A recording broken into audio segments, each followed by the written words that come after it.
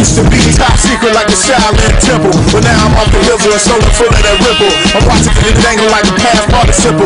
Mix my ripple with mo for sham pipple. Taking spring water hits just a mid-pine thistle. That good green that'll wet your whistle. Hey, smoke got food, don't be pulling your pistol. And get your girl hit with my master struck missile. She chewing out the frame like a brand new pistol. Stroke a jawbone down to the marrow and gristle. Full facial blow bubbles and rub it on your pimples. She left the hotel smelling like a sack of hot crystals and pistol smoke. It's one for broke. Then I put it in her throat and she burped and choked. Should've told you how chunky it was. Go and get your girlfriend so she can help you out. Scream it out now. It ain't easy, man. Claim fame. Oh God, put me in the game. I'll be a man amongst boys forever, living life like a grown man. A grown man.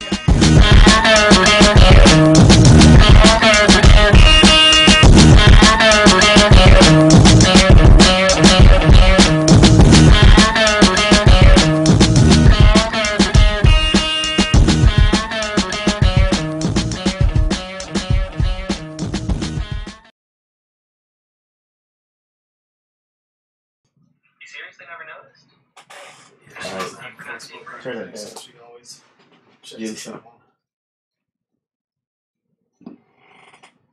I'm gonna have to figure out Facebook later. It's telling me I got the green light, but always something. Bless you. Excuse me, that shit. No. But we live, so yeah. Oh my God. Countdown. Just we're just live. The doom is on there. We just can't hear it. So it goes in. So pardon me, fans. Yes, wicked, nasty ass wicked. That was an ambush too. I didn't even feel that one coming. Like, they were back in the back of my book, like, go. But what's up, Direct Edition attendees? It's your boy, the Robot Bobby Q. T1 will bring you another fresh hopping heat plate. As I swing my phone in front of the camera of the Direct Edition, where you get the latest news and opinion on comics, video games, collectibles, and related movies with just a snap of Thanos' fingers. That's how he did it too. A snap of Thanos' finger of anime. So does that mean we get half of it? Because he obliterated the rest of it. Of course, we got the Forever Squad in the building. What's up, fellas? Chilling in the cut. Rub it up. Who's watching YouTube? What do you got? I got nothing. Meaning? I'm trying to get to Facebook. Oh, no, Facebook's not coming up. That's what I was saying. It's YouTube and Twitch and Mixer. So Facebook's not filming. All right.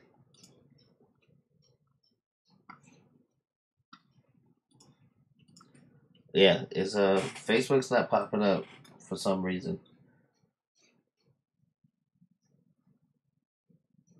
It's telling me it is, but it's not showing up. I might have to go back and rework. And I'm looking at Twitch.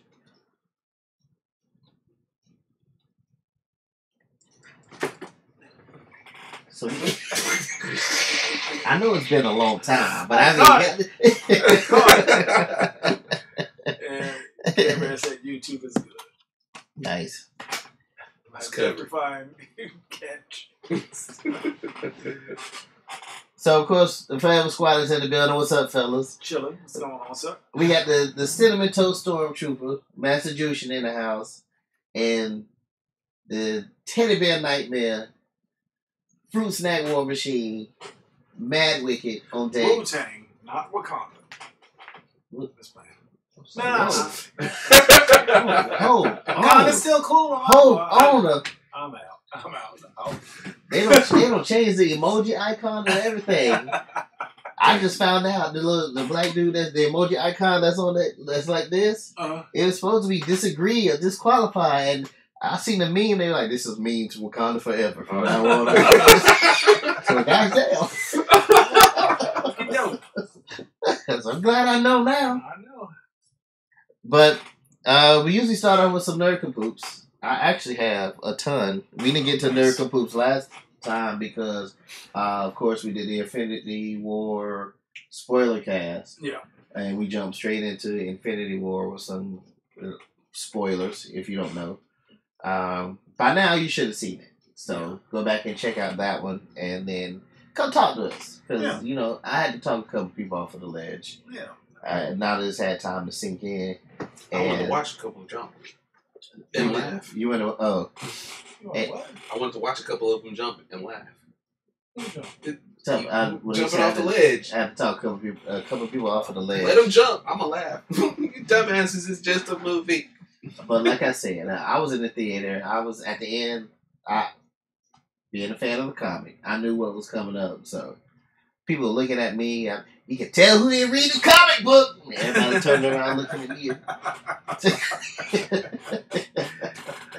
Miss Moneypenny got mad with me. Wiki, you in there? Yeah, she got mad with me. Miss Moneypenny, Care Bear. Care Bear gave me the glaze too. And so she used to force choke on me a little bit. She was like, we were never coming to see another movie with y'all again. But Deadpool 2 coming up. So. Oh yeah. I guess so. That lie ain't gonna really stay strong.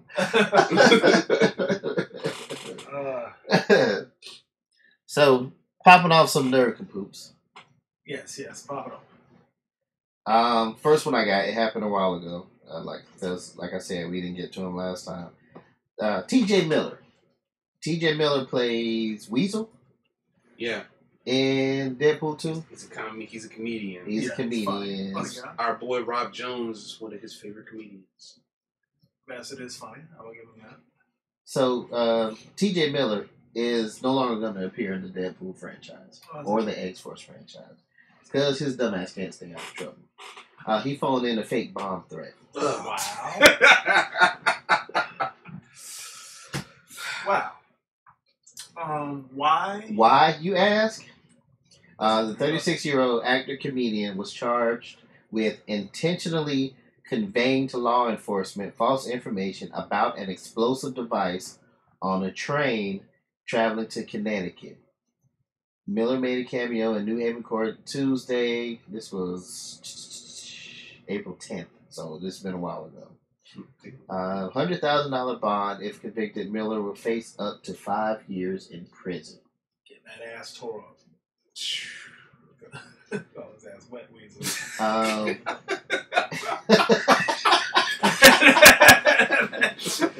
Why did he thought it'd be funny or some shit like that? I mean, in a press release, Miller called the cops on March 18th in New Jersey to alert them of a woman who has a bomb in her bag on his Amtrak train from D.C. to New York. Not only did a bomb squad find no evidence of explosives, but the officers who spoke with him said the actor had been drinking and couldn't get his description of the alleged suspect straight. Oh, shit. There's also the fact that he had actually been traveling on an entirely different train than the one in the report. No explosives were found on that train either. Meanwhile, Amtrak attendant says that Miller was booted from the train in New York for being drunk. Employee said the actor had hostile exchanges with the female passenger seated in the first-class car. According to the complaint, Miller's actions were a retaliation against the woman.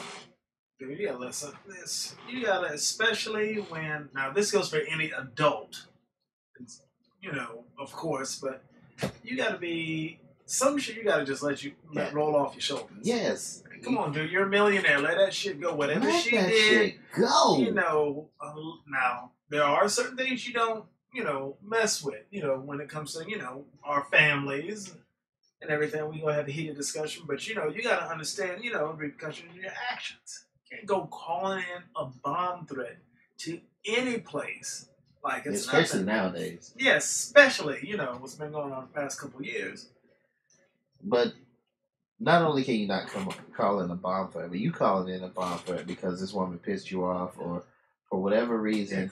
I'm thinking he was trying to get the digits. She was like, I don't know who you... Deadpool 2? I ain't never seen Deadpool. I ain't never seen Deadpool. Who are you again? I'm fucking TJ Miller. You know, I'm a weasel in Deadpool. We don't know who you are. Bitch, I'm calling a bomb threat. I was in Transformers. He was for a moment. 20 minutes. I don't even remember that. He was in Transformers. You never saw that one then. Which Transformers was he in? First Marky Wahlberg one. Oh, the first. I saw that Fourth one. one. Said Marky Wahlberg. I saw that one. A little bit of Marky Mark and everything. So just Marky Wahlberg. I still don't remember him. That was He was the guy who was working for him, but wasn't getting paid. And then they got into the car. They were being chased by the train, and he got turned into like metal or something. And before Optimus took him away, that's why I don't remember. Shit, it's not like he had this big key role or something. Yeah, like that. that's what I'm thinking. I'm waiting for him when his key role showed up. So TJ Miller gets a nerd kaput because you like if it hurt you that bad that some woman, whatever the exchange was, whatever she said to you, or just go, deduct the 100,000 in your bank and roll around and make yourself feel better. I'm sure you got something to make you feel better instead of calling in a bomb threat. Oh my gosh, I'm sure your senses were dull because you were drunk or whatever. But at some point, you have to realize I could get into some trouble if this shit don't go through. I guess he needs a righteous wingman to say, "What the fuck are you doing?" A lot of people need one. Exactly. Yeah. A lot of stars need one of those. A lot of stars. We have a president of the United States. Give me that phone. You were about to send this shit, weren't you? You were about to send this shit. Smack the shit out of his hand, crack that shit, give him a nice good dragonfly phone. If you need a common sense Jedi, please contact the Direct Edition. We are at your disposal. No, actually, the common sense Jedi is the last thing that you need. Because you're going to prove some shit that shouldn't go through, too. We all know that. I said contact the Direct Edition, not Master Juice. I could be dispatched. I just can't be in the field.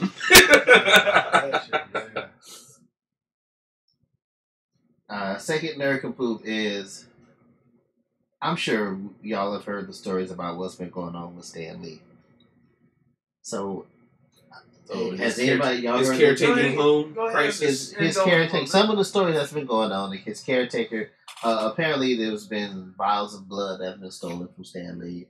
No,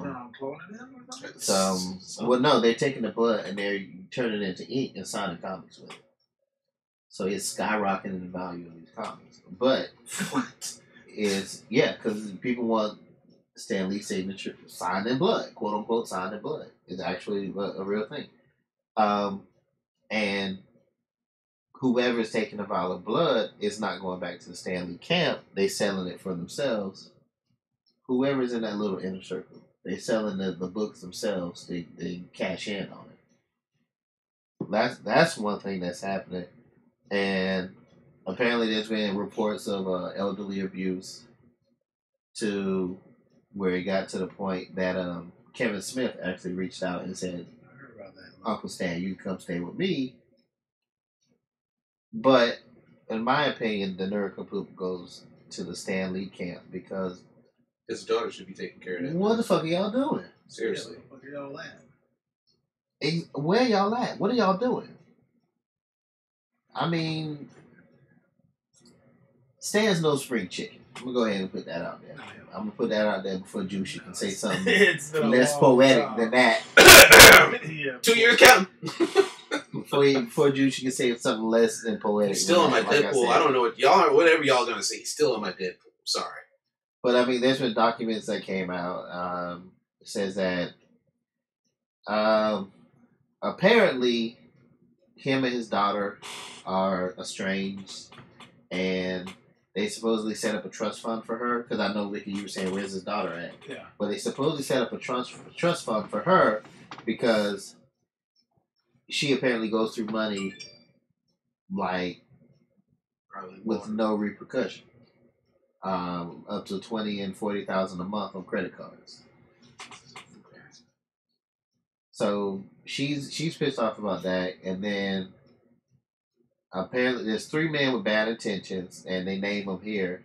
I'm not going to go into the detail. One of them apparently has influence over the daughter, and he's fucking her. And that's possible. I mean, not to put it as you know, colorful as mass as you can. Of course. But I don't know what you weren't expecting something sensible or no, humble or something. Surprised you didn't say, "Oh, he's fucking Stan Lee." He was close. That's probably that could be part of the abuse. That was coming next.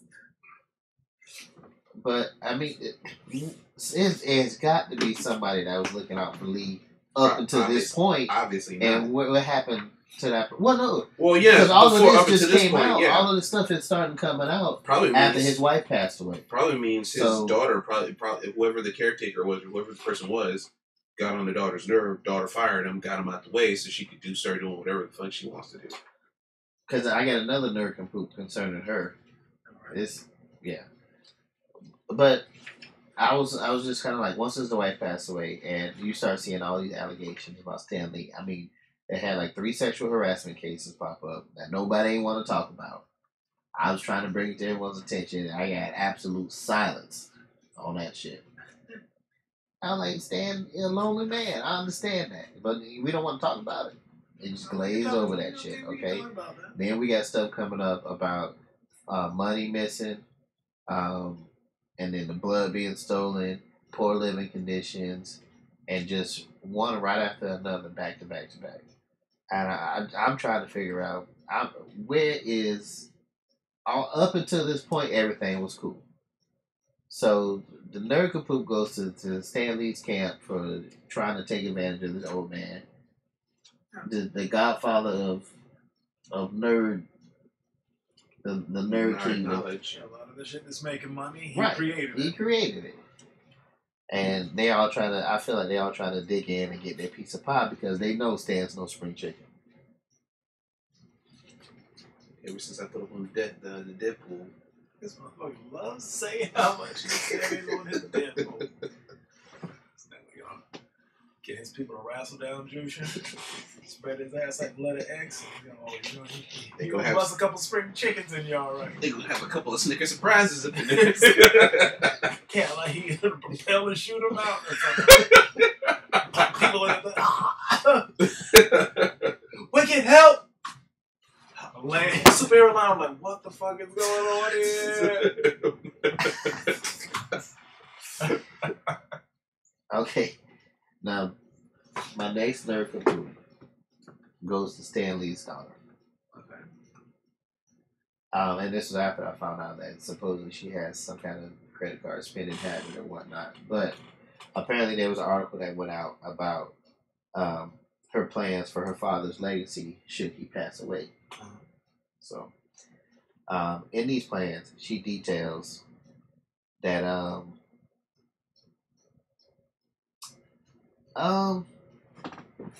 she's been planning Stan's Super Subs,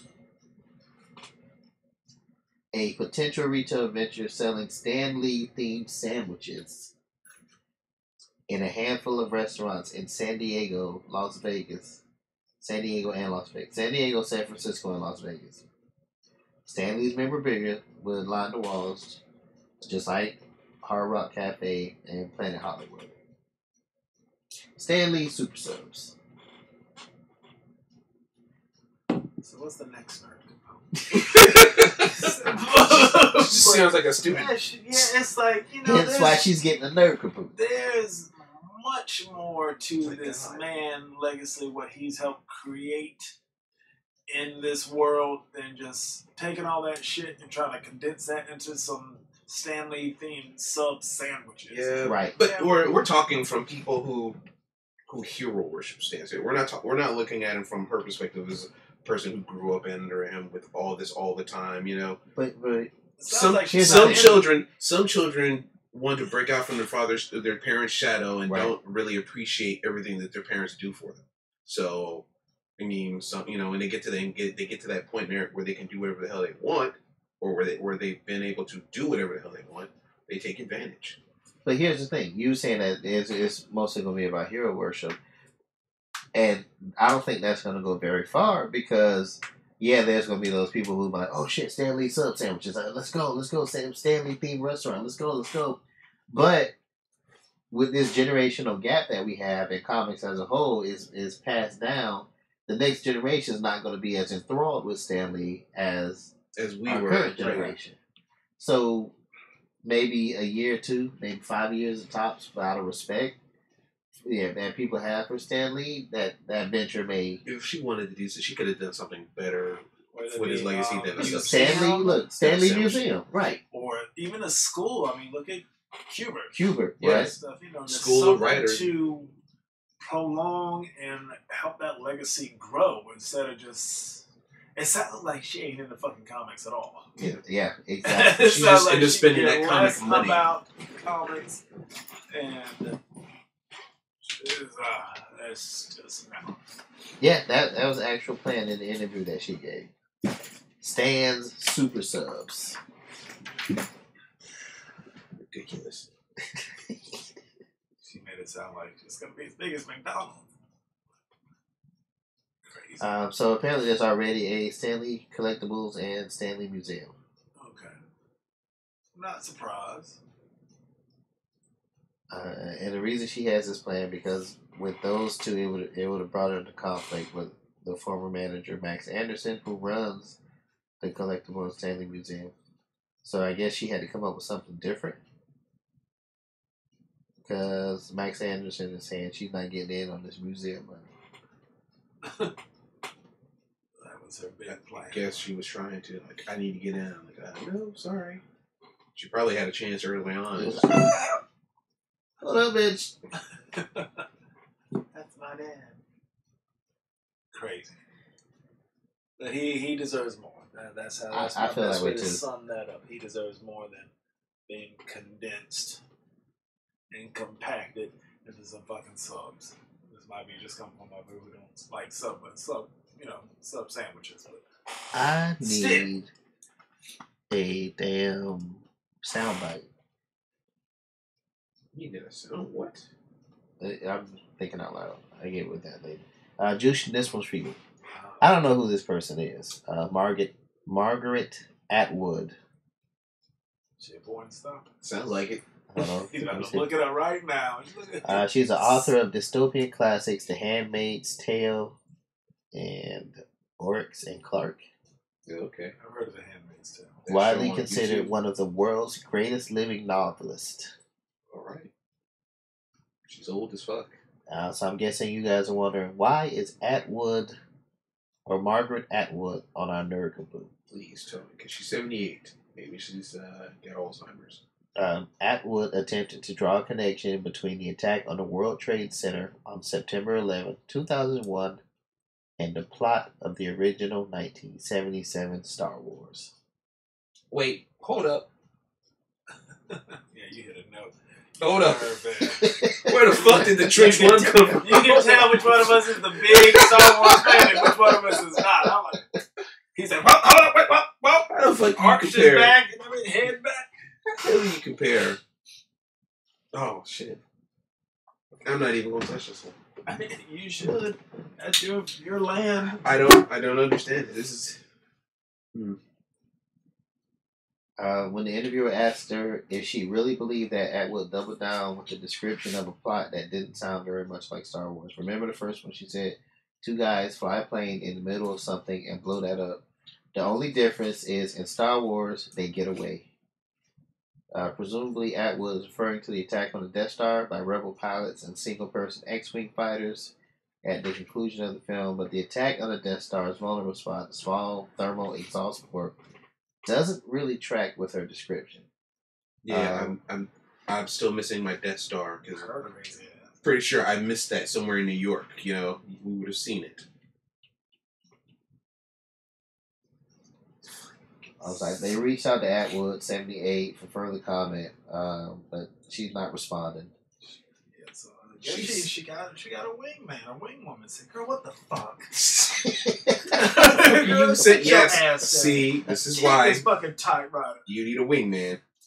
Common sense Jedi. You need to sit the fuck down and shut the fuck up. And now they're saying that when Lucas first sat down to write notes on the movie in 1973, the Empire was inspired by the technological might of the American military in Vietnam, and the rebellion was inspired by the low-tech Viet Cong. Crazy. Okay. Hers is crazy. So, Margaret Atwood gets one of our nerd boobs. Hell yeah, she does.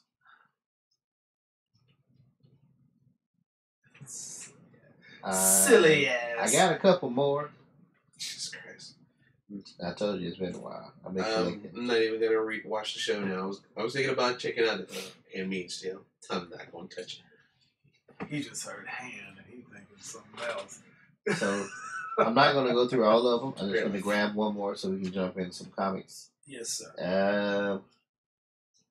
I'm gonna let y'all pick. Sega arcade employee admits to making up robbery story. Game collector finds drugs hidden inside NES cartridge. We've heard that before. That's not nothing. Man breaks into GameStop wearing plastic bag on his head. Was it a clear plastic bag? It was.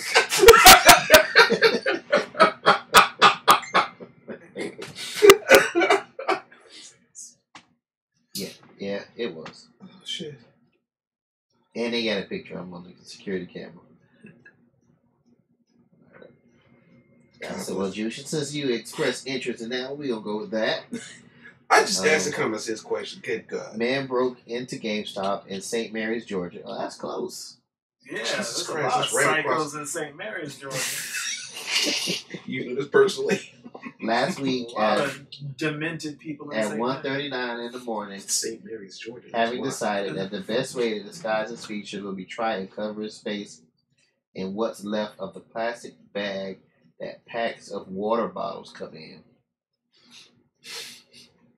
The break-in occurred in the early hours of April 13th. Footage captured from the incident has been uploaded to St. Mary's police. Show the man. He's suspect gained entry to the store by kicking out the bottom glass panel on the front door, but have not disclosed if anything was taken. And they got a picture of it. So he took the plastic, what was left of the plastic on the water bottles to disguise his face with, and broke into the GameStop. And they don't even know if he took anything? They don't know if anything was taken or not. That GameStop wasn't doing inventory. And to me, it kind of sounds like a disgruntled employee type. Yeah, that's something more than just breaking in and shit like that. That's somebody, I'll show you guys. Yeah. Craziness. Crazy mixed with silliness. Plastic. Silliness. Water bottle. Alright, Nerd Poops is done. Yes. We had a few more, so we're going to save them to the next time. Save that. We can go on forever with that. Any nerdgasms going on? Anybody picked up anything? Jeez. I know, as far as comic-wise, the last issue of Batman White Knight just came out. Yes, it did. It was great. That whole series, I'm a big, Sean Murphy's one of my favorite artists. And he was doing writing and the art in it, and the whole since #1, that book's been amazing. And, right. It came to a close with #8, and that was great. I might have to check it out. I haven't read it yet. I have so much stuff. All that stuff out there is my back pile. I need to finish it. It's real good. But I wasn't say my nerdgasm. Of course, as fellow collectors and everything, if you have your favorite artist or your favorite writer, you love to collect their stuff. Yeah. And y'all know me, my boy is Jason Pearson. Right. And it's just this little mental demon and stuff. And, I think I've always used it on y'all stuff when I say a real fan of this. So one of my things. Yeah. Real fan, this shit right here. A real fan would have Nightwing everything. Plush toys. Plush toys, blankets, toilet paper, butt plugs, everything. Snack, you better own that shit. But my boy's Jason Pearson, and I like to say, I'm one of his top fans and stuff. That I have every Jason Pearson cover, but there was one that I didn't have for years, and I had no idea how to find it. It was one of those ones that I was like, expecting, I'm not gonna have that. It's from the Pit House Comics, Triple X Comics. It's Jason Pearson, and it's in Spanish, so no place has this place. No place has this book. As much as I look on eBay, nobody has this shit. Damn it, y'all. Care Bear found it for me. God, see that? Care Bear shout out, baby. Care Bear found it for me. A Spanish-speaking comic. A what? Spanish-speaking comic. Comics don't speak Spanish. Yeah, it's Spanish. It doesn't speak to me at all. But it's one of those things that it's not in the States. You just you can't find it. There's a lot of artists actually. There's a lot of artists that do stuff like record covers or CD Michael Turner covers. does that. Yeah, and stuff like that. That's not just strictly comic books, and some of them are actually not from the United States.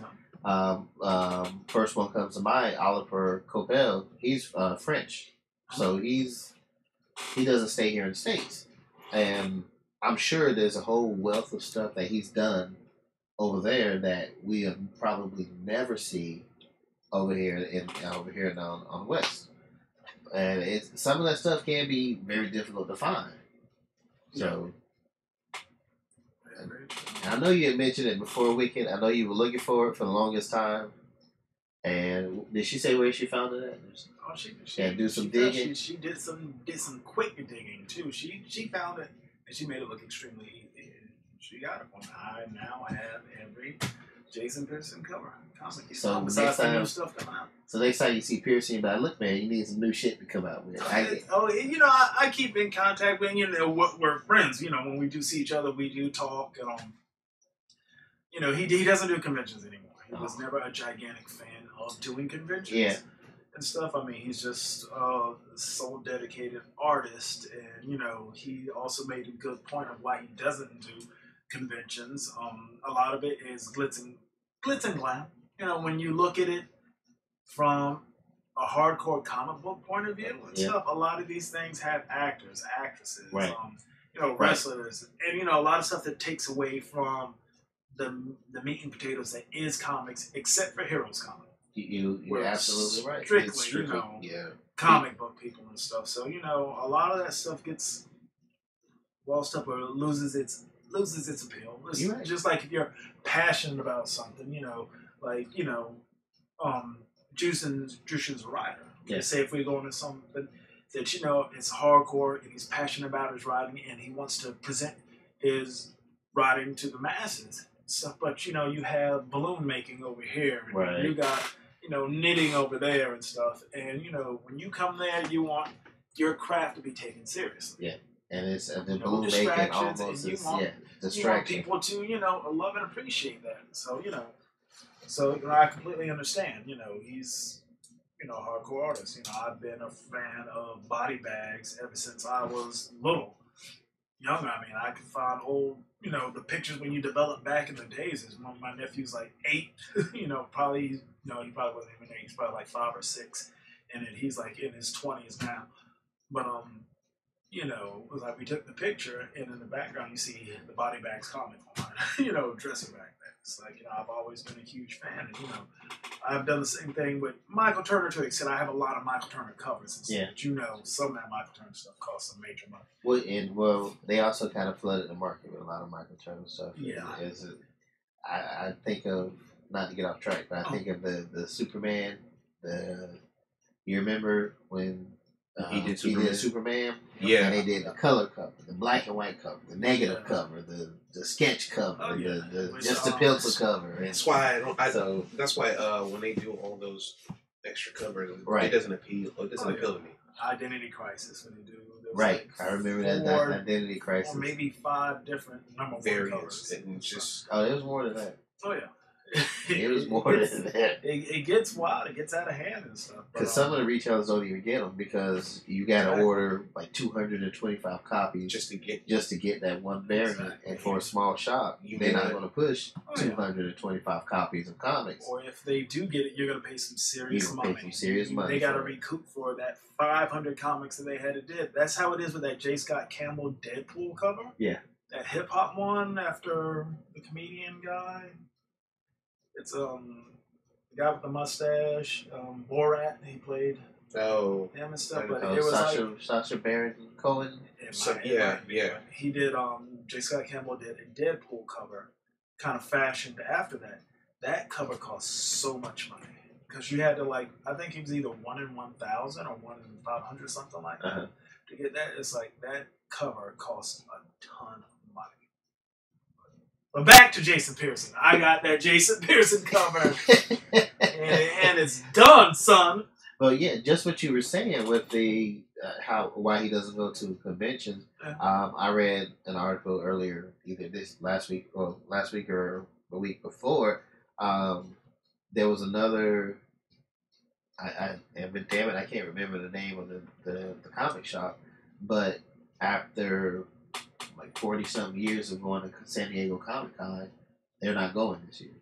Just because they say it's a different show than when it started off, and it's not worth it to them by taking all the stuff out there, paying for travel, setup, and they're still not going to make or barely touch. I know one of them was Mile High Comics, who said they weren't going last year. Yeah. And another one another shop, and forgive me, I can't remember the name. But they've been going almost as long as Mile High Comic. They pulled out this year saying they're not going to go because it's just not, like you said, glitz and glamour. Yeah. It's a glitz and glamour show.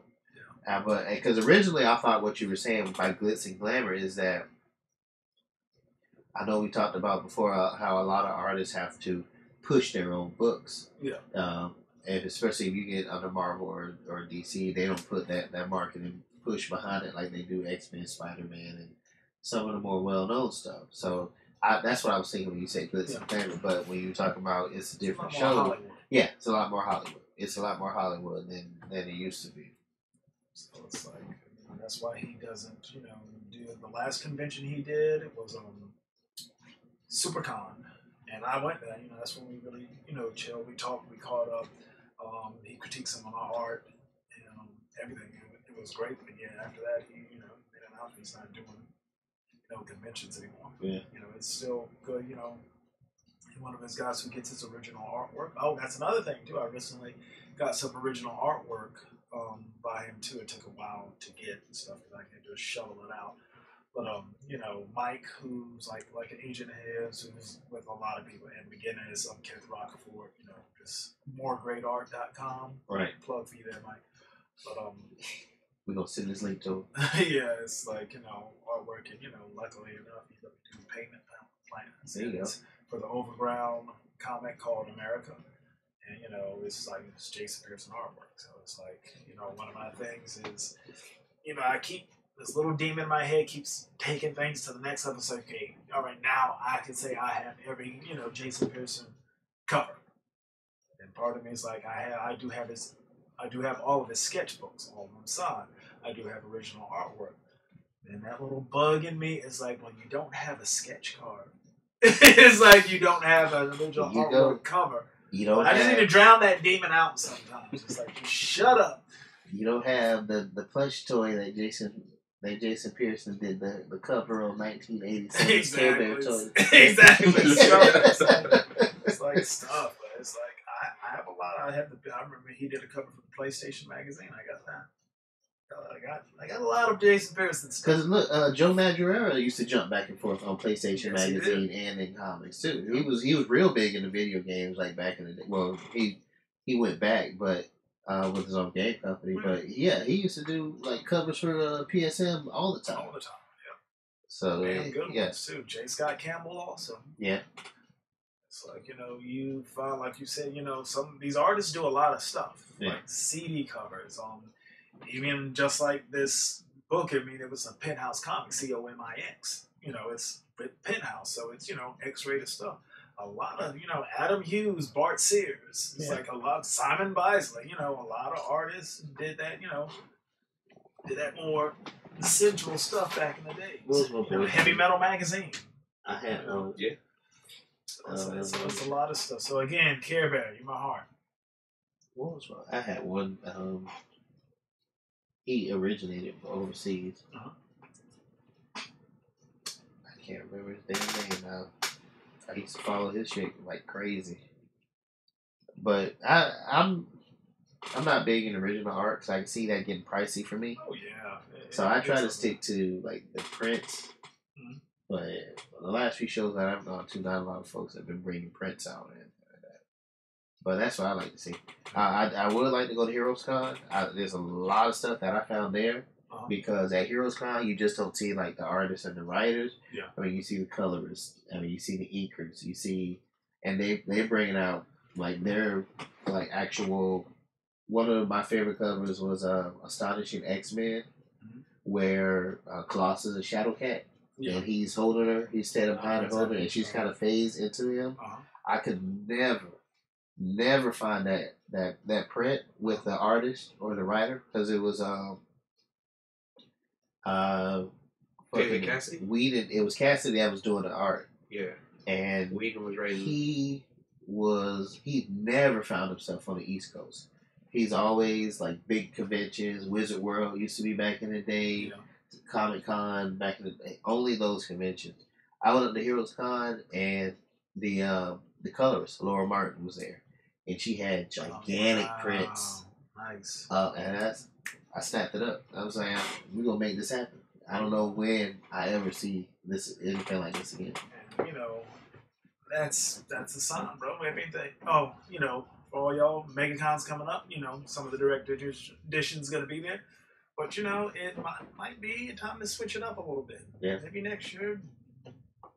Not sure how many people will be aboard, but might have to hit Heroes Con. I'm aboard. I wouldn't mind hitting the Heroes Con. I'm all for it. It's just something a little different. Yeah. Unless there's gonna be, I don't know. I mean, it have to be somebody pretty amazing. At MegaCon for me to change it from that, but just something different. But Heroes Con isn't. I don't think it's real pricey to go to. No, not at all. I mean, outside of hotel and I don't know if you decide to fly or drive. Yeah. I don't think it's real pricey to go to, considering if you are a comics fan, the amount of talent that's going to be out there. Very true. And they always bring out. I mean, from A to Z listers. Yes, I mean I was even looking at the list for this year, and I was looking at like one of my favorite artists too. If I had to drop into my top 10, one of my top 10 artists is Kent Rockford. He was out of Kent. Kent Rockford don't come down here. Yeah. Simon Bisley, they don't come down here. Right. It's where Joe Benitez is going to be making con this year. He's with Aspen Comics, and Aspen Comics is doing their 15-year tour. So he's going to be at damn, I wish I would have went to this. He's going to be at MegaCon and stuff, but other than that, a lot of times Joe Benitez don't come down this way. You're right. I mean, when was the last time Aspen Comics was here? It was when the whole cross-gen thing? Nah, 5 years ago. That's when they were doing their 10-year anniversary. Oh, okay. So every 5 years, Aspen is South. Yeah. So it's like, different things, but it's time, just to switch it up a little bit. Hit some different, save up. We all, we hit San Diego Comic-Con. That was great. Hey, 1 year, save up for New York. Save up for Chicago. So even if we don't want to go far out and stuff, save up, hit Florida SuperCon. I know if I'm going to Chicago, I'm going across the border to Canada. To do what? Canadian girls, man. Plus Sasquatch. I don't know. Gotta try to find it again. The missing link. Alright. Wrestle down over the ground and get fucked. You should come back pregnant. Mind your own business, boy. You should come back pregnant. Chicken Sasquatch, no! Fucking with Sasquatch.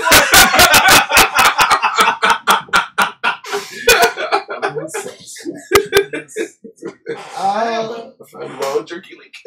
Exactly. I was gonna say you should come back pregnant with Sasquatch baby. Fucking with Sasquatch was worth bad enough. Can't get get some Sasquatch STD.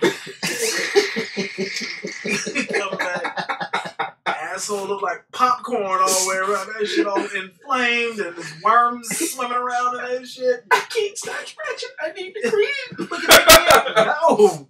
You can't have a seat with that. No. Not in my car. Get a fucking wagon and hold on to the bumper or something. You're not letting your ass spores in my fucking. Can I, brother, get a sidecar? Damn. So all that was Wicked Nerd Yes.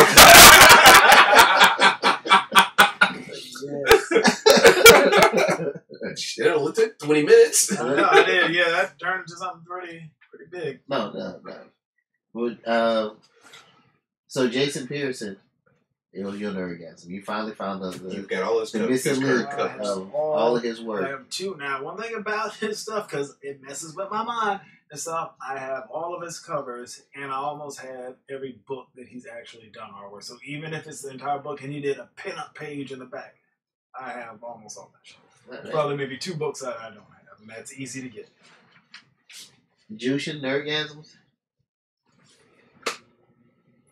And I saw you on. I've seen you actually a lot on Xbox with KOTOR. Yeah, I've been playing KOTOR. I feel retro on it. Xbox released the backwards compatibility for KOTOR, KOTOR 2, and a couple other Star Wars games. Republic Commando was one of them, I think. Probably, yeah. They went all the way back to the original Xbox and released them. That goes all the way back to the first pod racing. Right. And then the Phantom one, the Menace. Man, that's on my way back. Yeah, I went back with KOTOR. It was about a 5 gig upload update for it. But once I got in it, right, man, I've been playing KOTOR like crazy. Whenever I get a chance. So oh no, lately I just haven't had the bug to play anything. I get home and there's many amazing games that I have. I just get home and I'm so tired I just pass out. But I've been playing KOTOR because it's just something I play back, to get back into from back in the day. Yeah.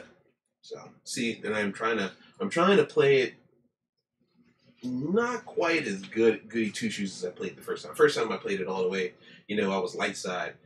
I'm not playing it completely like Mad Wicked, because Mad Wicked goes straight dark. Goes straight Sith. Some of those choices. But right now I'm staying in a gray zone. So, but I would say my nerdgasm would be that I saw the trailer for the Death of Superman. Looks pretty good. Promising. It looks promising. For the animated, the new animated. You gotta clarify. Yeah, the new animated Death of Superman. Nerdgasm for me, unexpected. I've been playing the shit out of Sea of Thieves on Xbox. How is that? It is a crazy world. It's not as toxic as the Dark Zone. Yeah. But it has the potential to be just as fun. Just think about, you're on a pirate ship, you sail on a pirate ship, you're looking for your treasure. So you expect to get jacked at some point in time. Right. But you can also, for instance, I was playing Saturday night, last night. I played till like 1 in the morning. And I joined in this other guy. You can choose either to sail on a galleon, which is a 3-deck, 4-man crew, or you can sail on a sloop, which is a smaller vessel. I always join the swoop. It's a 2-man. It only allows for a 2-man team. We were sailing. We were hitting like Order of the Lost Souls. We were finding Order of the Lost Souls. Order of Souls is you buy bounties and you go look up pirate captains that have died. So you find the island that they died on, and you beat the horde of the waves of skeletons before the pirate captain comes up. You beat the pirate captain, you take his skull back, and you sell it. So I was playing with this. There was a teamed up with this one guy, and we saw like a black flag, like sailing behind us. Uh-huh. So we were like, "Oh shit! Okay, yeah, he's coming after our skulls." Because you get people who will watch your ship. And when you land on the island, they'll come in, attack you, and take your treasure. Fuck. Exactly like that.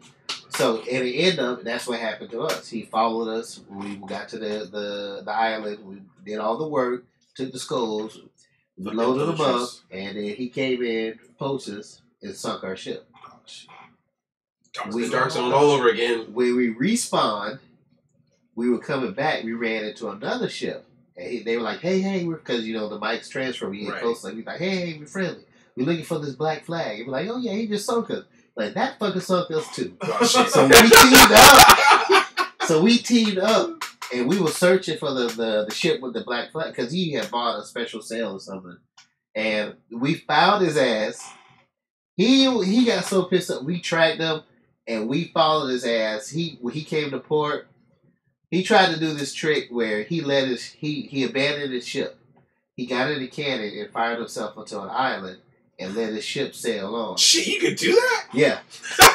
So he let his ship sail on thinking we'd chase his ship. But we didn't chase his ship. We saw him on the island and we started barraging the island with cannonballs and we got his ass. So he was pissed. He was like, "Y'all fuckers, you cheating," and shit like that. So then he started coming after us again. So the guys that we teamed up with, they abandoned their ship and they joined our ship. You can't join our game. But it was like an alliance. We were like, okay, cool. We're not going to. They can still interact with your vessel. Right. They boarded our vessel, and as he was coming to us, they were taking shots at him with sniper rifles, and dude was pissed. He was pissed. He was cussing us out, and he was sending messages in chat. And he was pissed off. So it's kind of you gotta be careful who you do justice. So. Yeah, we got our due justice. You gotta be careful who you Fucking bullies, man. Yeah, you can't go around being a bully because people. It just so happened we found that one person to team up with, and then you guys took justice on his ass. Yeah, we took him down. Okay. So but I've been on that. That game has been outrageously fun for me. I still need to get back to Monster Hunter and Nino Kuni 2. And then later this month, Detroit Become Human. That's my next thing. The Android game, the artificial intelligence. It's kind of like iRobot meets LA Noire. Okay. So, because when I went to PAX East, I played a demo of it. Yeah. And it they have these stories that hit you right there in the feels because there was people who were protesting the game. They're saying it highlights child abuse and stuff like that. But the story of that one goes is that this couple has an android child and they have a real child, and the android is taking the abuse. I guess none of these people have ever watched AI before. They didn't, it's people who are misinformed, who heard something about something else from somebody who knows somebody. So that's the way that it goes. But it's deep down stories. The only drawback that I've heard is not supposed to be any combat in the game, which is the game out there like that before, and don't have any combat system. I'm not invested in anything right now. So that comes out the 25th, and that's one thing I'm looking forward to, especially since I played the demo. Yeah. And the demo is still out there on a PS4 too, for free. So if anyone wants to try that out. I think the only thing I'm waiting on right now for video game wise is Ace Combat, the new Ace Combat game. Oh yeah. I think and that's not out until December. So, but I did send the Shogun God of War. So. Oh yeah. So she's been playing that. She gets a chance. I'm trying to limit myself because I'm getting caught up in a hype and I'm buying games and I'm not playing them.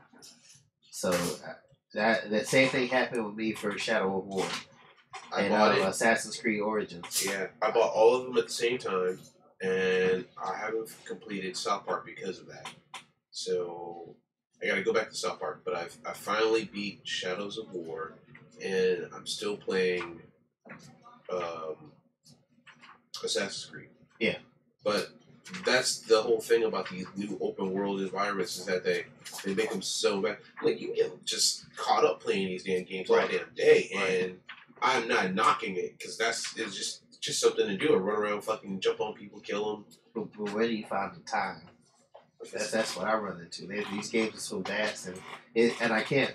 they're so vast and so open and so intriguing and it draws you in, and I can't make play one headway without taking away from the other.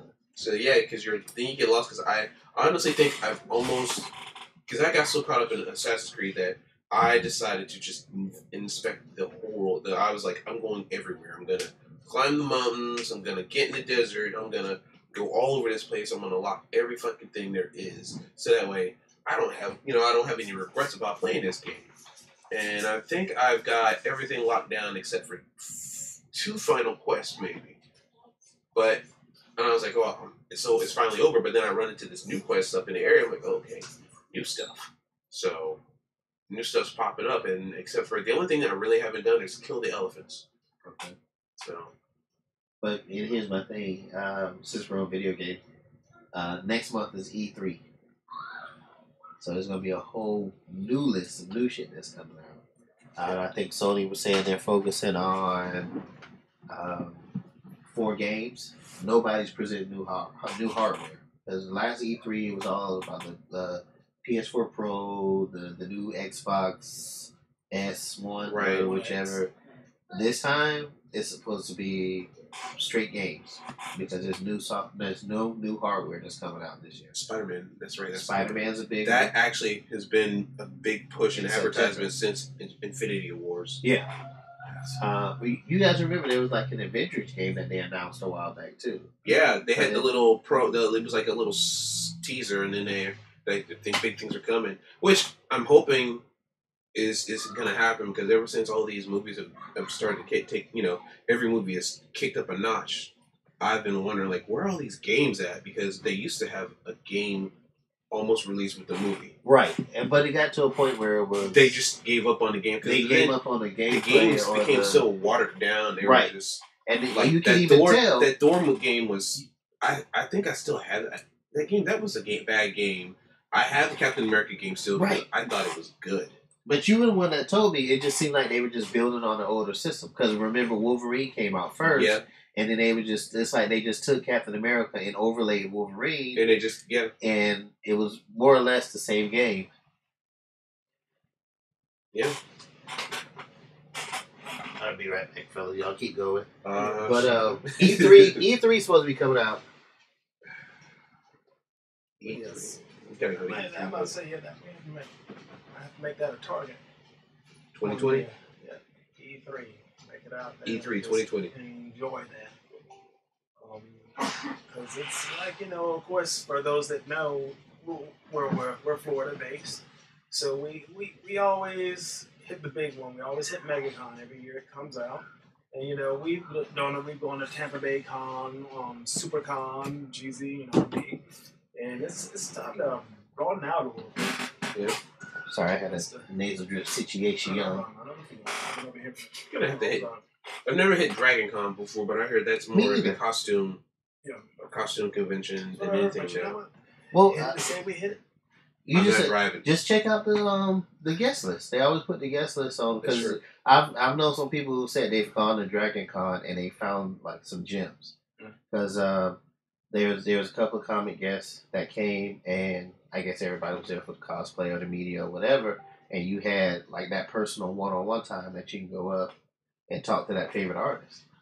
You just have to check out who's there. That's a good idea. Just hit it to say we hit it.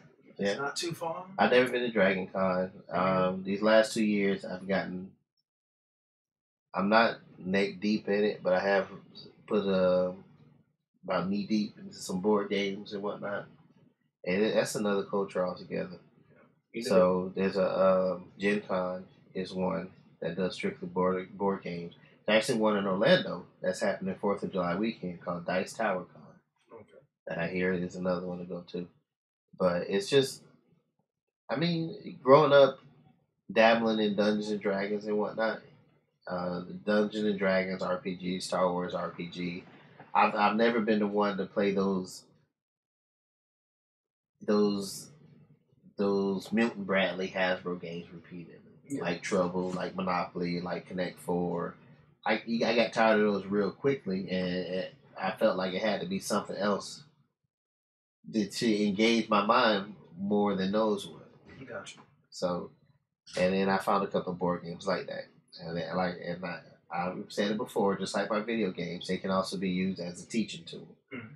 That's why we like the role playing games, because basically the limits are unlimited as long as you have an open-minded crew to play with. Yeah.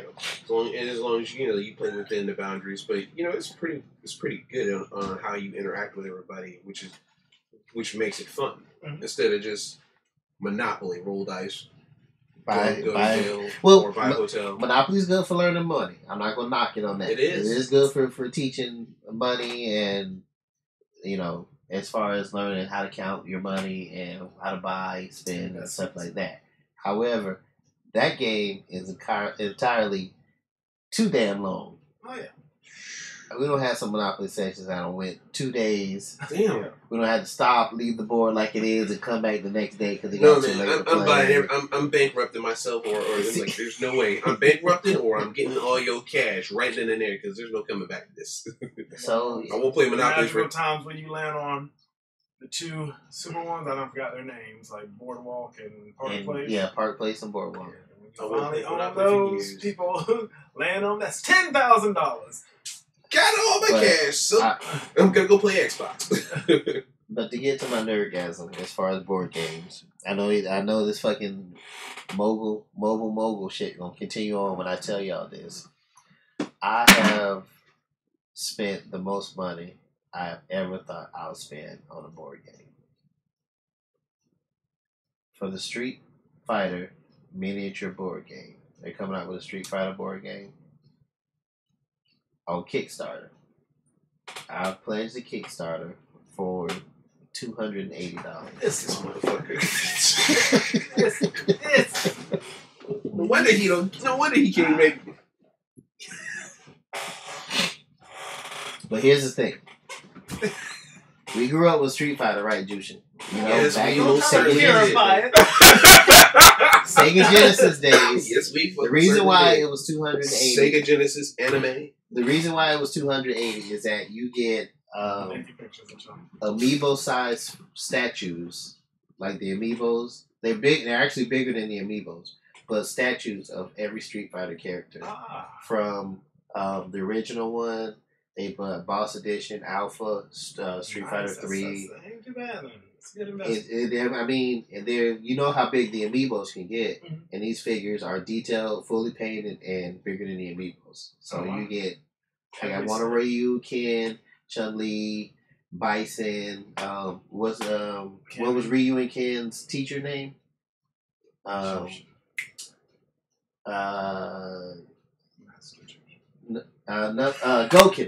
Goken. I got one of their teacher. I got one of Akuma. All of them. Like, got them already, or they're on their way? Once the game is shipped, it'll be shipped next year, March 2019. But once it ships next year, they're not going to offer all of the boss pieces with it. It comes out to, and I did the math. When it comes out, you're going to have to buy all the boss pieces separately, which is like $40 for 2. So just the boss pieces that they were offering was $250 by itself. And my pledge for the $280, I got the board game, the Villains Edition, and then all the extra add-ons like the boss editions and stuff like that, just for $280. That's not bad. So if you're balling like that, not balling like that. No, we had some ramen noodle days a couple times after that. So I didn't want to do it. I wanted to do it, but Miss Moneypenny, she knows the nerd in me. She was like, "Baby, if you got it, go and got it, because you don't know when or if you'll get another opportunity like this again." Give a shout out to so, Miss Moneypenny, Shogun, Kevin. Shout out to the women who take care. You better clap for Shogun. Clap in my own time. So yeah, that's my nerdgasm. I'm pretty excited about that. Now the hard part. Wait until March of 2019. We're gonna miss you next year. This year for me. The fuck? Sorry, I'm sorry. You know something. We gonna miss you next year. We gonna miss you next year. No, I mean, sorry. We're gonna miss you this year, MegaCon, because we got asked by Tony, who runs House of Comics. House of Comics, yeah. They stay at the hotel where all the artists are staying at. Right. And they say normally they go downstairs and they hang out with them there. So they invited us to come hang out with them on a couple of nights while we're at MegaCon. So, yeah. So we get to hang out and see if a few people who aren't, they're not at the tables and, shoot the shit like we used to do back in the day. And big up the House of Comics too. I know a lot of stuff that, especially the board game passion that I've currently got into. Some podcasts that I've wanted to do up there. They're always game. They're always more than willing to accommodate. And 2 years running. Yeah, just big up the House of Comics. Like that. House of Comics, and it's about our locals. It's about the comic book genre. It's like let's support each other. Give each other a hand. Help spread the word, spread that love. Right. So big up to House of Comics. HOC. That was my third hold on, let me see what else I got. Thanos ass. Thanos ass. Trailer wise. Anybody seen the Venom trailer? Yes. Yeah. Thoughts? What's the thoughts on the Venom trailer? Because a lot of people, when they first released the teaser, they were upset because you didn't get to see Venom. They were upset that you didn't get to see Venom. Now that they released a trailer where you can see Venom, I'm not overall impressed. Exactly. I'm like, wow, look at that. Nah, I'm still not. He looks better than Topher Grace. Tom Hardy's a better actor. I'll give you that. But like Wicked said, not that much. Listen, Tom Hardy's a better actor. I like him. I like him as an actor. He's definitely got more depth than Topher Grace, and he'll I think bring more gravitas as Eddie Brock. But I don't know. I'm trying not to be the uber nerd in this because it's just in the back of me. It's like Venom is synonymous with Spider-Man. There shouldn't be Venom without Spider-Man as an origin. Okay. They should have just started him off and then given him his own movie. That's my personal opinion. But I'm gonna go see it because it's Venom. It's one of the bad guys. Or it's supposed to be one of the bad guys. But Wicked. I was like, when I saw, of course, the first teaser, I was like, because you all about your villains. Oh, you know me. I'm definitely all about my villains. So when the first teaser came out, and like we all, shared the like, okay. When this one came up, I was like, Same feels when the first. A little bit more. It was great. It showed a little bit more depth and a little bit more action, so to speak. We get to saw the symbiote, doing his thing. I think you're pronouncing that incorrectly. I think the movie called it Symbiotes. Venom juice. The new brand of cereal coming out. Get your symbiotes. I'll say the symbiotes. B12s and symbiotes. But I was like, so I'm like, I'm not like, wow, now we're talking. I'm like, I'll probably still see it. Like I said, I want to see it, but in the back of my mind, because the trailer said in association with Marvel, I was like, so you didn't get the little at the beginning of the. You don't think there's going to be the Marvel film trailer at the beginning of the movie? I'm scared that it's going to be another Fantastic Four. That's what I'm scared. The worst shit in the universe. That's what I'm scared. It's going to be another Fantastic Four. I think they showed all of the good parts during the trailer. Him riding on the motorcycle, and I don't know any damn streets in any city that'll get you that much airtime. Unless he jumped over a few bums. To where he that high in the air and getting separated from the bike. I don't know any street, but hey, suspension of reality when we go to these. That's what we try to do. So, but like you said, we got the same thing. Same when they released the teaser trailer first off, and that little short, the veins crawling up his neck, it didn't do anything for me. Because the teaser, my point was the whole point of a teaser is to the teaser is to get you excited for the trailer, or at least get you ready to want to watch the trailer. Yeah. That didn't do it for me, and that didn't do anything for me. And then I seen the trailer. It was just more of the same. It just even killed. Just okay, awesome. Glad they're doing it. Maybe. But it's not like wow. Yeah, that's what I'm talking about. Right. I'm a Venom fan. So. Who knows, man? Who knows? But we'll see. Maybe they come out with something else. Hell, right now on the radar is Deadpool 2. Yeah, that's the big thing. That's next this week. This coming weekend. This coming weekend. I'm excited. Deadpool 2. Everybody's excited for that. Excited to see X-Force in action. I'm excited. Oh yeah. I'm very excited to see Domino in action. So, what do you think about Nerdist? I read an article from Nerdist, and they theorized that the main villain is going to be Juggernaut and Black Tom. I heard that. I heard about Juggernaut. Yeah, they said it's in a small part in there, but when Colossus, it looks like he punches the truck, but they said if you slow it down real quick, it looks like the helmet of Juggernaut. Okay. That'd be cool. Yeah, because they showed like a scene where they slowed it down and where Domino was in the trailer, or where she was in she jumped into the cabin. The guy pointed the gun at her. So they slowed it down where it was an image of a heat image, and it of what was in front of the truck, and it looks like a Juggernaut-sized human. Like, okay. So that's stretching it a little bit, but I mean, I guess. So they playing the Cable angle as a distraction. So I get that. I mean, that'd be a nice surprise, especially nowadays where you can't keep anything a secret. But that's the thing. Cable's a hero. We all know Cable's a hero. Yeah, he's from the future. We don't know if that's going to be his shtick in this movie. Well, you never know. Cable would never kill a child. We don't know. He would kill Apocalypse. He would. Yeah. So, now that I think, and it could be his little thing in this. That's always his thing. So I never thought Bishop would try to kill a child either. But shit, you see, they fucked him up, didn't it? Mm-hmm. That whole Hope Summers ordeal. He was chasing them throughout the timeline. So you never know. Things change. Yeah. But they hyped up the movie basically to see the Cable, just to see Cable and Deadpool. You never talked about who the villains were, and they've kept it off IMDb. And that's going to be the movie to see this weekend, definitely.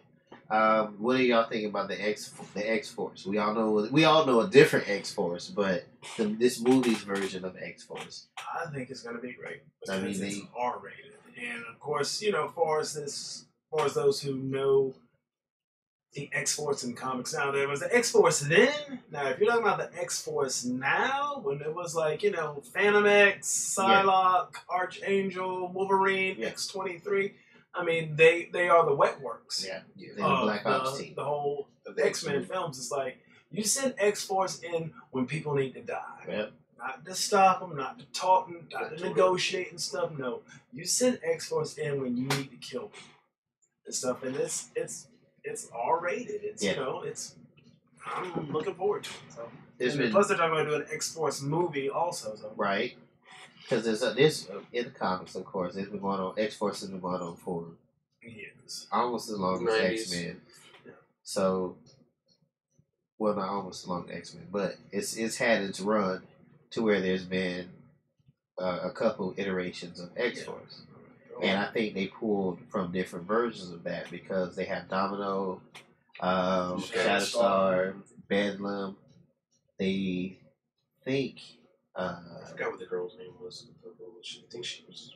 Surge. Yeah, Surge. In the comic, she has the gauntlets with the blue hair. But she was never on X-Force. No, she wasn't. In the she was an X-Men. She was in the Academy, X-Academy. And that's supposed to be Negasonic Teenage Warhead's girlfriend. Okay. Yeah, of course, Negasonic Teenage Warhead and Colossus are returning. There was Zedegeist. If you've seen the one cartoony version of the comic where they're like superhero reality TV stars. Have you ever seen that one? And he's the guy that he wears like the yellow cover, he has blonde hair, and his sweat glands like acid. He sweats acid or something like that. That's where Duke was introduced in. That X-Force team. Actually, I know what you're talking about. That X-Force team is where Zeta guy started. I hate those. So he's a guy that's sitting. If you look in when you see the trailer and they're all in the airplane hangar, he's sitting there and he has like the cover over his mouth, and you can just see that's what they're predicting. His character to be. This Zeta guys. Bedlam, right? You said Bedlam. Yeah. And Peter. I'm hearing that's Peter Wisdom. I heard that too. From Excalibur? From Excalibur, Peter Wisdom. I saw the trailer. He was like, I answered the ad. He's like, I like him. He's in like, like that's it. And they say, you see him outside. I'm like, wow. I guess he took. But that's what Deadpool's known for. That outside the seriousness. The thing about Ryan is like we gotta appreciate Ryan Reynolds is that he actually stays true to form. He's honest about what he's doing. Yeah. Since Deadpool anyway, we can be excited. He took Deadpool and he did it himself mostly, and got great returns now. He's got the studio behind him to do this one, so I'm pretty sure that they stayed on board to do this. Now we just need them motherfuckers to get Hugh Jackman to come back as Wolverine. So he's petitioning for that too. He wants to do all his little hijinks that he's been doing over the last few weeks. Of, popping up in videos with Hugh Jackman or in his bedroom or whatever. That's what they're trying to do. Well, Ryan Reynolds has been playing Deadpool since Blade 3. So since Wolverine Origins. Yeah. Sort of. Blade 3 was that before Origins? Yeah, Blade 3 when he was I forgot his name, but he was supposed to be Hannibal King, but no, that was Deadpool. So you gonna give me one? Because I need one. Yeah. I already got one. Yeah, split that in half. I'll take it. I'll take it. Thank you. Let me get off camera so I can work. So, it's okay. So Deadpool 2 is a movie to see this weekend. Did anybody check out the trailer to Luke Cage Season 2? Yes. Nope. I have not. I see you looking over there. I have not, but I'm going to watch it. I'm going to watch it. Every time I ask you about Jessica Jones. I didn't know. I still refuse to watch it. I saw her. it. It had me crack. I'm laughing. Yeah? Yes. Because Bushmaster. Is that his name? Bushmaster? I thought it was something. Or the one that fought him on the street and caught him with the leg sweep. Yes. Send his ass home.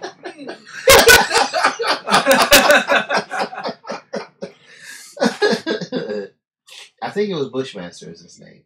Luke Cage doesn't have the most memorable villains. Rogues Gallery. Yeah, the Rogues Gallery aren't. You don't think once you see Luke Cage, but Bushmaster, yeah. He was a street level character, but I'm glad they're staying true to the form. They're not trying to incorporate some other more well known villain into his Rogues Gallery. Do what you got. Yeah, make him better. Write him to make him better. More interesting. Yeah, you got all these characters. Did anybody see the article where the Russo brothers was trying to include all of the Marvel Netflix heroes in Infinity War? Yes. Really? Yeah, they want. That'd have been great. It would have. Man, I don't know what it was. I just saw the title and I just thought, man, that would have been. I don't think it would have it would have been skyrocketed to another level, but just to see that whole because they said because everybody knows if you watch the shows, it's the same reality. Yeah. As the Marvel heroes. Because they talk about it. They even mention it every now and in every show. They always talked about it. They've thrown a mention in or hear about the Avengers here or the guy with the hammer. Yeah. There's always a mention of it because they're running continuity. Hell, the Agents of S.H.I.E.L.D. are in the same continuity. Yeah. So because they're bringing Coulson back for Captain Marvel. Yeah. Agent Coulson. And that's going to be like a throwback because it's going to be a movies in the 90s from what they told me. 80s, I think. 80s or 90s, yeah.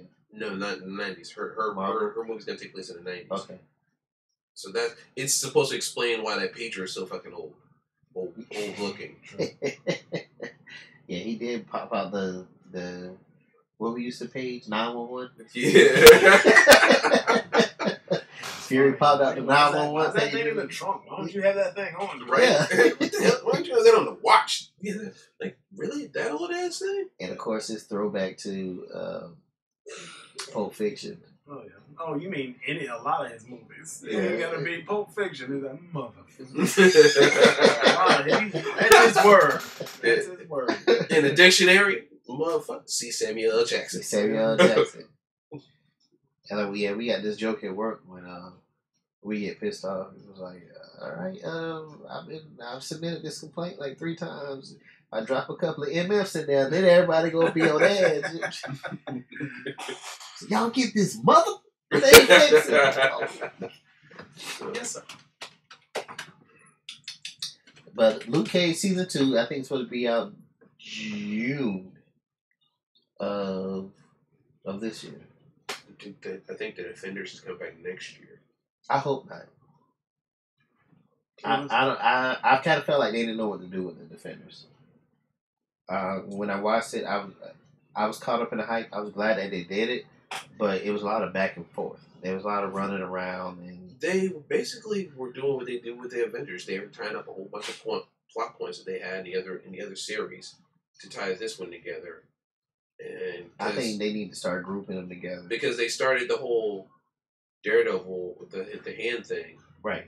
And then it was the building tenants because they kicked them out in Daredevil because they took the building tenants.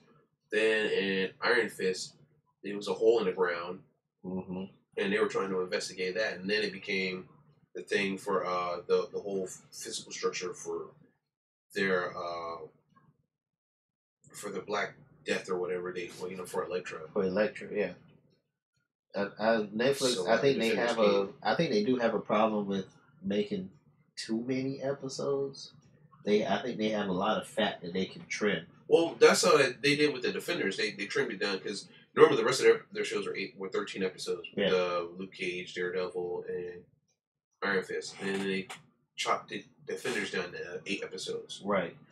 What I want to see them do, and this is what I want to see them do, instead of just keep going, because we're going to get Daredevil season 3. We already got Jessica Jones season 2. Luke Cage season 2. Bless you. Luke Cage season 2. Iron Fist season 2 is coming out. Damn well better believe it's going to be Punisher season 2. Oh, yeah. And then Defender season 2. And then I don't want them to start all over again. I want to start cranking out fresh new material. I want them to crank out Heroes for Hire season 1. Well, with that said, Disney is they're gonna start their streaming service, so and I think that's the only reason why they might be taking over creating their whole television shows. Yeah, and I think that's the only reason why they may not do it that way. Because I would love to see a Heroes for Hire season 1, a Daughters of the Dragon season 1, Hellcat. She's in Jessica Jones Hellcat season 1, and there's so many characters you can branch out with. Even a damn. If they do, what was the crossover with Daredevil, all the street level characters? Shadowland. Oh, yes. Where he took over Daredevil took over the hand, and all of the Defenders had to go in and get him back. They had to go get Luke Cage and Iron Fist and Ghost Rider and Elektra, because he took over the hand and was like running New York City. We run New York. But again, I don't want them to fall into that DC animated clip where it's Batman, Superman, Justice League, Batman, Superman, Justice League, and they just keep tapping those same veins over and over again. Well, yeah, they canceled. ABC canceled. I think they canceled Agents of S.H.I.E.L.D. or they're going to consider it.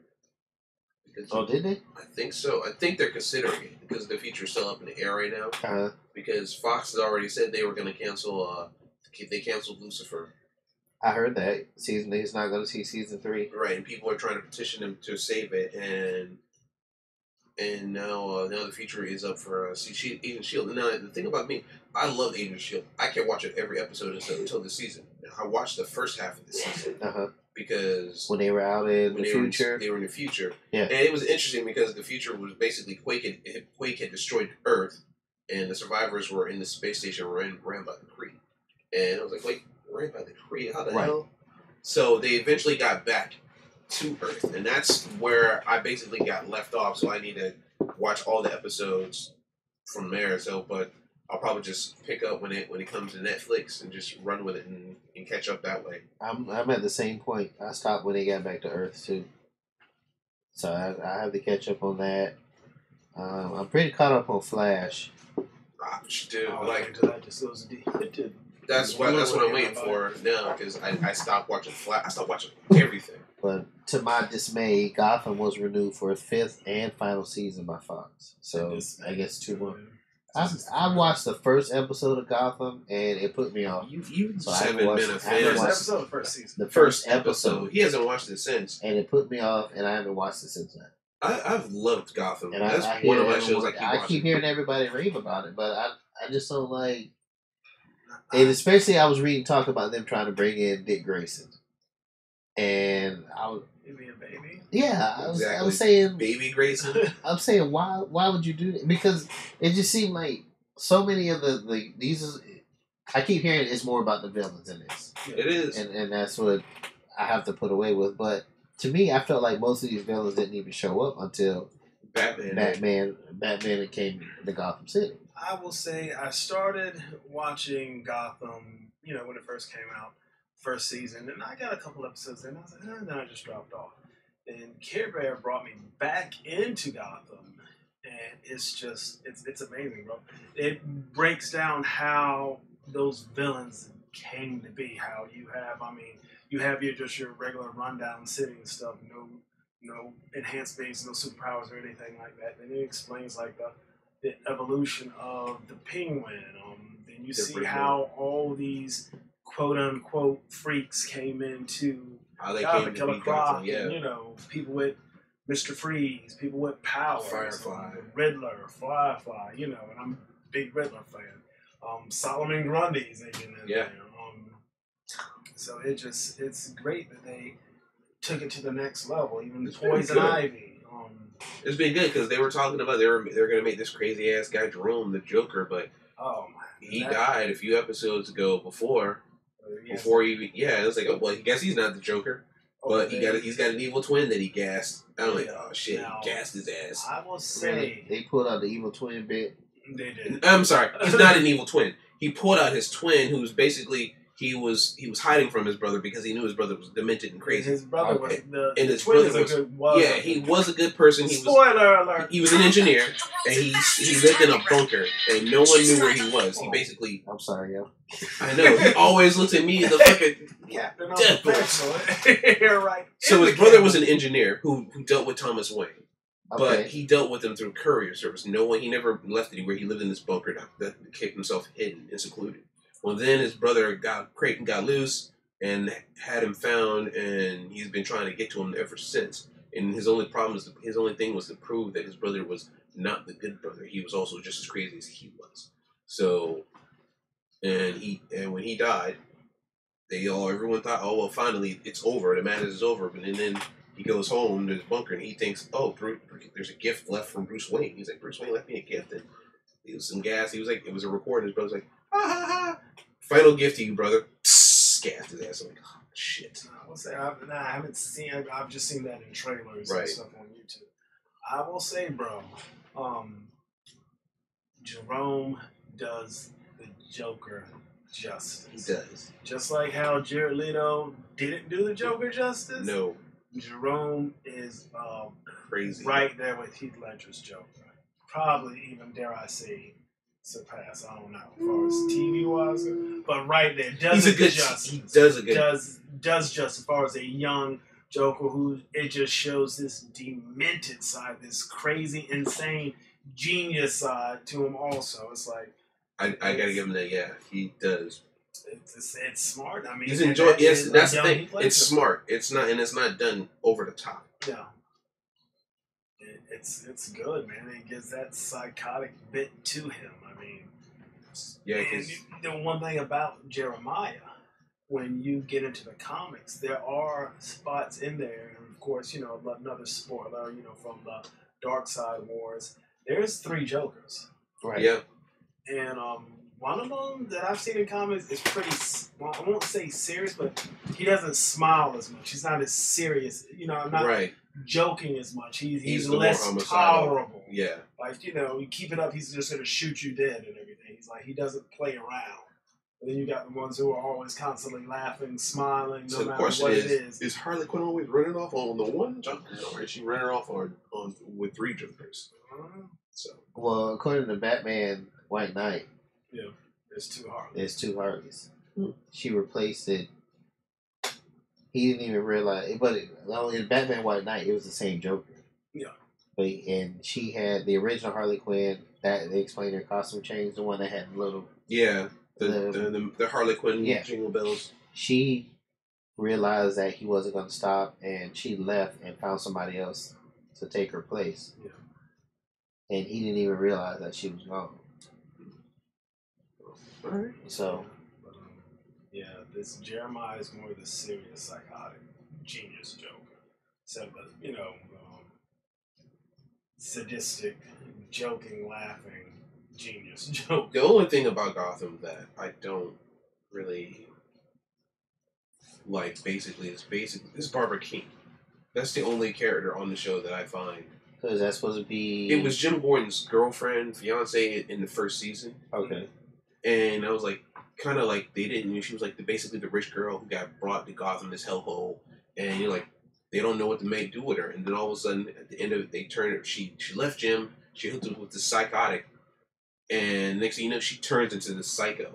She's running around throwing people out of windows, shooting people. She turns into the villain. So I think they're just trying to make her into an interesting person.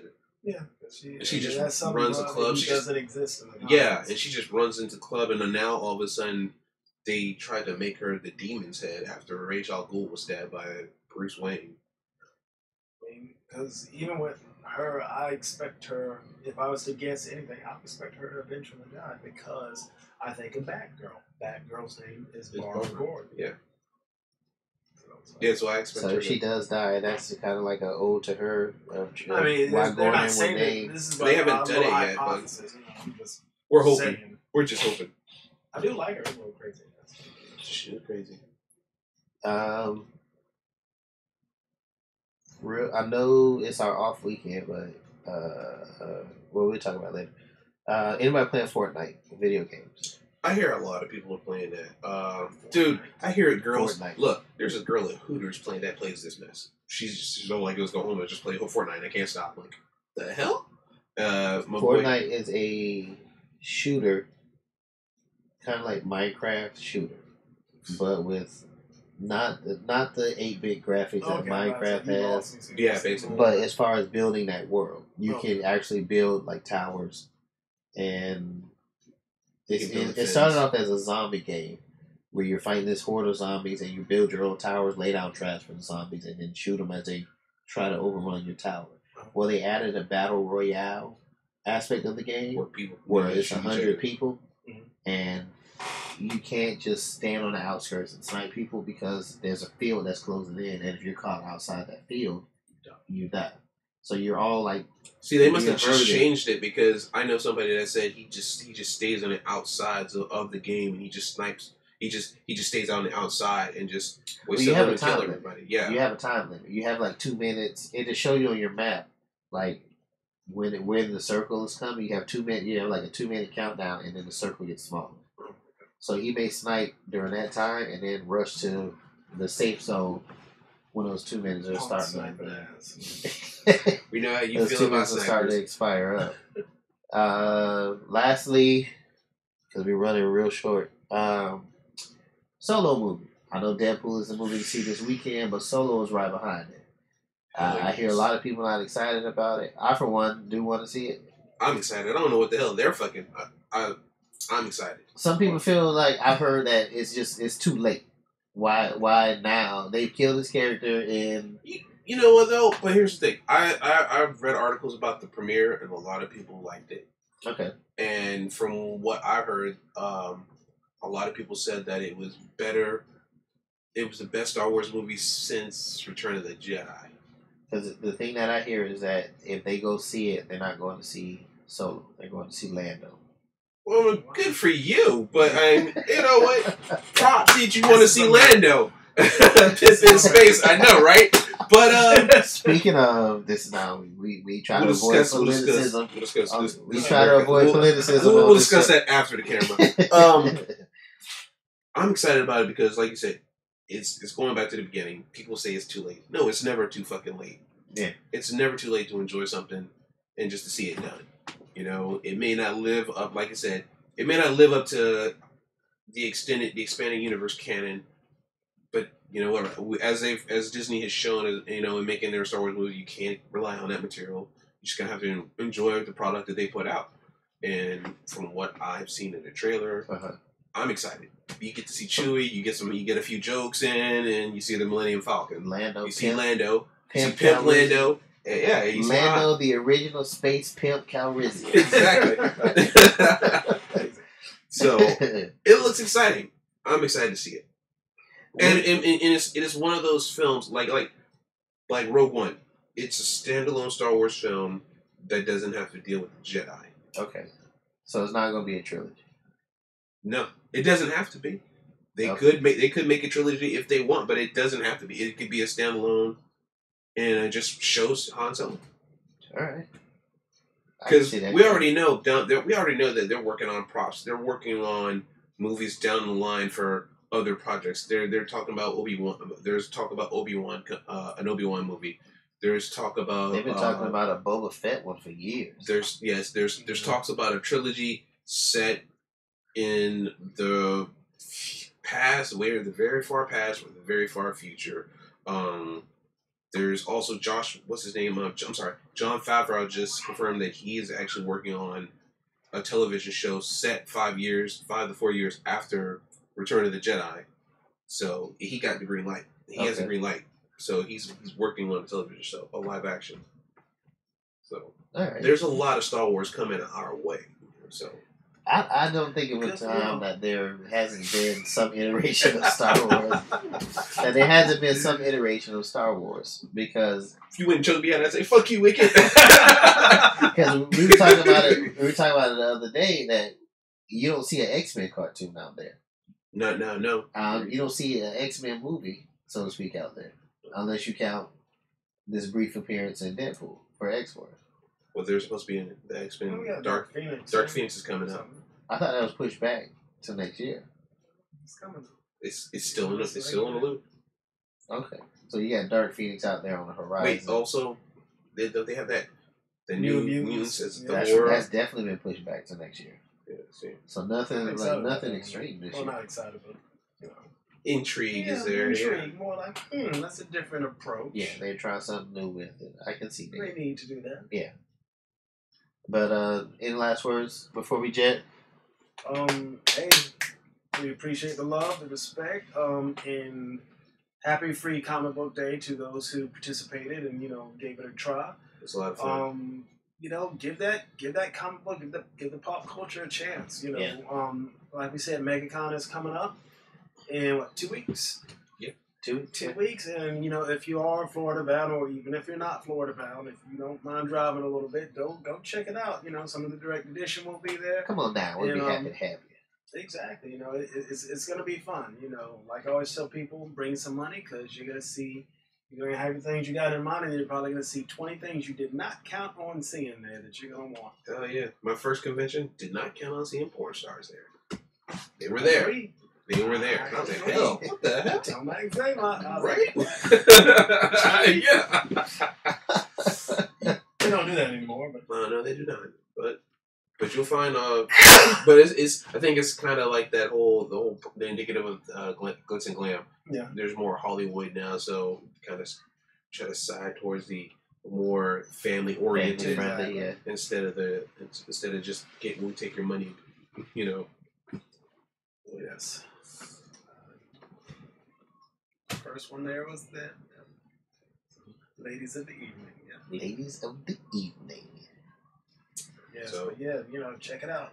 Black Panther's now on DVD, or it will be this week, I think. This Tuesday. Black Panther's still in the theater. I know. Yeah. Hey, get that money, Black Panther. So check it out if you haven't seen it. If you haven't seen it, go see it a second time. Avengers is out. Go see it again. Enjoy yourself. Yeah. Deadpool this weekend. I still get excited every time I see Thor come up at that damn hammer, Thor Stormbreaker, and just break it. That was a good. Everything about that movie was great. You know, I really loved Infinity War. Yeah. And it had me crack up laughing. Yeah, it did. On some parts, I know somebody like, "Look at your asshole." Too much. Some parts were. Don't worry, I was laughing at the same parts you were. I don't. Nobody wanted to talk to me about how badass Thanos was. Nobody at work, anyways. Because their feelings still hurt. Their feelings hurt. They still in their feelings. You know what? I was up in there clapping. I was up there clapping like I was out in the street. Did anybody see Thanos? I went my second show and I went during the day. I had a day off and I went during the day. And there were people sitting next to me. And as soon as Tony Stark got stabbed, the two girls got up and started walking out like, no. This is not. I'm like, what you expect to happen?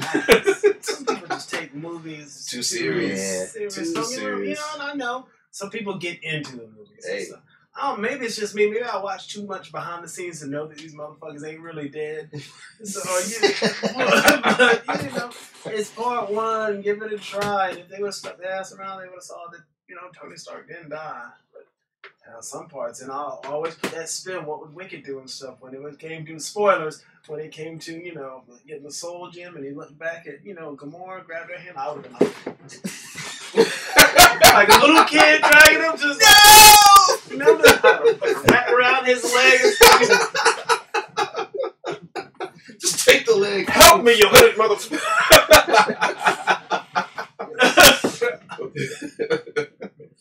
Behind the red skull, like up under his hood. Those both off, motherfucker.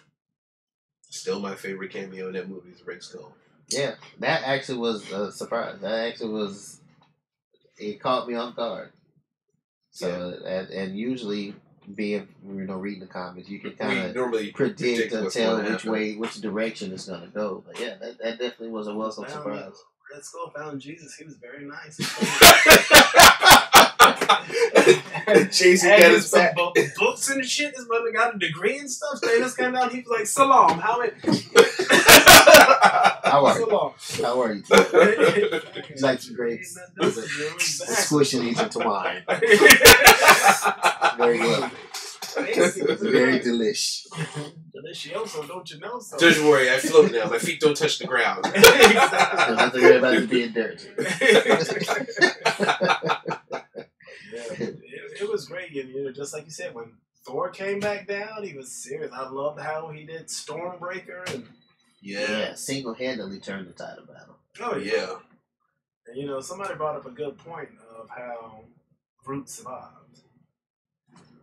Spoiler, but you know how Groot can come back from any poisonous twig. Right. When you look at Stormbreaker, there's a leaf on there.